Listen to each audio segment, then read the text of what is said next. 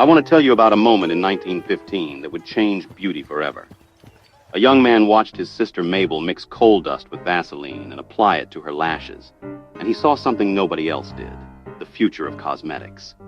That man was Thomas Lyle Williams, and what happened next turned a kitchen experiment into Maybelline, one of the most recognized beauty brands on earth. This is the story of how they did it, the struggles they faced, and the strategic moves that made them unstoppable. Thomas Lyle Williams wasn't a chemist or a businessman when this started. He was a 19-year-old watching his sister Mabel try to impress a guy. She mixed petroleum jelly with coal dust to darken her lashes, and it worked. Williams saw potential where others saw a messy beauty hack. He refined the formula in his kitchen, tested it on family, and by 1915 had created what he called Lash Brow Ein. The name was clunky, but the product was revolutionary for its time. By 1917, Williams had rebranded to Maybelline, a blend of his sister's name and Vaseline, the inspiration for his formula. He started selling through mail-order ads in magazines, targeting women who wanted the doe-eyed look that was everywhere in silent films. The first product, Maybelline Cake Mascara, came in a small box with a brush. You'd wet the brush, rub it on the cake, and apply. For 10 cents, American women could get the Hollywood look at home. And here's why that matters. Before Maybelline, mascara was either homemade, dangerous, or luxury priced. Williams made it safe, affordable, and accessible. Mail order worked, but Williams knew he needed shelf space to scale. In the 1920s, he shifted strategy. Maybelline products started appearing in drugstores across America. This wasn't easy. Drugstore owners were skeptical of cosmetics, which were still considered somewhat taboo. Williams convinced them by framing mascara as a grooming product, not vanity. He emphasized hygiene, safety, and the growing cultural acceptance of makeup. By the early 1930s, Maybelline was in thousands of drugstores, and the brand was becoming a household name. But here's the thing. Going mainstream meant competing on price and quality simultaneously. Williams invested in better packaging, clearer instructions, and consistent formulas. He also leaned into print advertising hard, placing ads in women's magazines that showed real women, not just models, using Maybelline. The message was democratic. Beauty isn't just for the wealthy or the famous. That positioning set Maybelline apart from luxury competitors and cemented its place in middle-class America. The 1930s and 40s were Hollywood's golden age, and Maybelline capitalized on it. The brand didn't have official celebrity endorsements at first, but it didn't need them. Movie stars wore dramatic eye makeup on screen, and Maybelline ads made it clear, you can get this look. The aspirational pull was enormous. Women saw Jean Harlow or Bette Davis and wanted those lashes. Maybelline made it possible for under $1. This era also brought new scrutiny. The 1938 Federal Food, Drug, and Cosmetic Act gave the FDA authority over cosmetic safety after a lash dye called Lash Lure blinded women. Maybelline responded by emphasizing its safe, tested formulas, turning regulation into a competitive advantage. Williams was meticulous about product safety, which built trust during a time when many cosmetics were genuinely dangerous. Maybelline became known not just for affordability, but for reliability, and that trust translated into loyalty. By the end of World War II, Maybelline was one of the top-selling mascara brands in America, riding a post-war beauty boom as women re-entered the workforce and social life ramped up. The brand was everywhere, in purses, on bathroom counters, in advertisements. It had become part of American culture. Thomas Lyle Williams ran Maybelline as a family business for decades, but by the 1960s, the beauty industry was consolidating. In 1967, Williams sold Maybelline to Plow, Inc., a pharmaceutical and consumer goods company that later became Schering Plow. This was a turning point. The brand went from scrappy family operation to corporate powerhouse.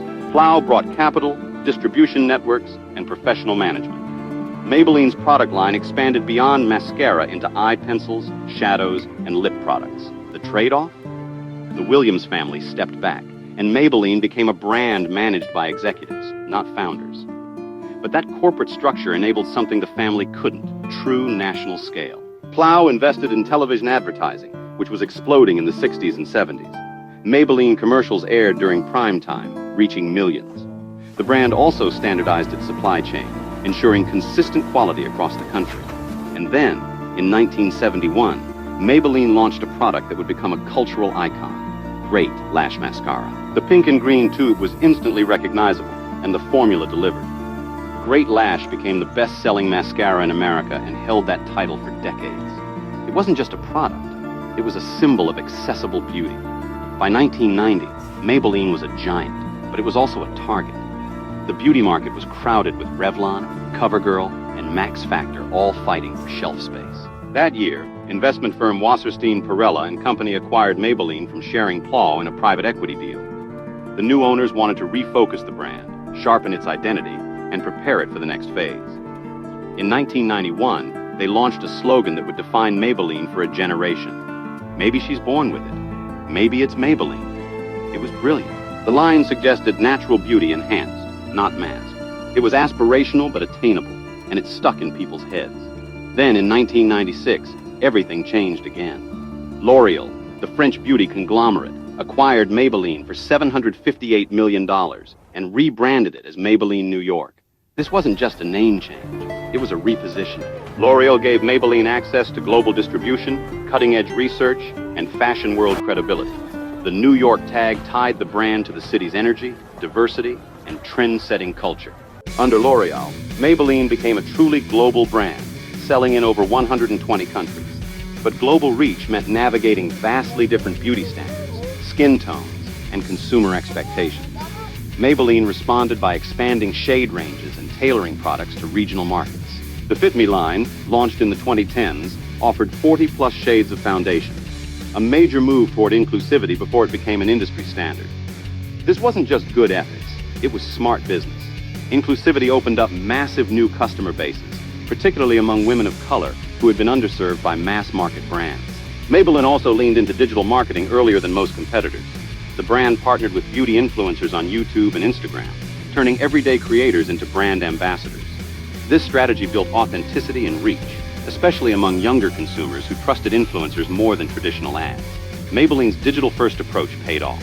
The brand stayed relevant as social media reshaped how people discovered and bought beauty products. Today, Maybelline operates on a proof-over-hype model. Every product launch is backed by testing.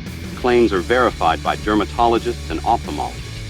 And hero products like Great Lash, Fit Me, and Lash Sensational are continuously refined based on consumer feedback and data. The brand competes in one of the most saturated markets on Earth, but it's maintained its position through relentless focus on quality, accessibility, and innovation. Maybelline's success isn't about luck or a single genius move.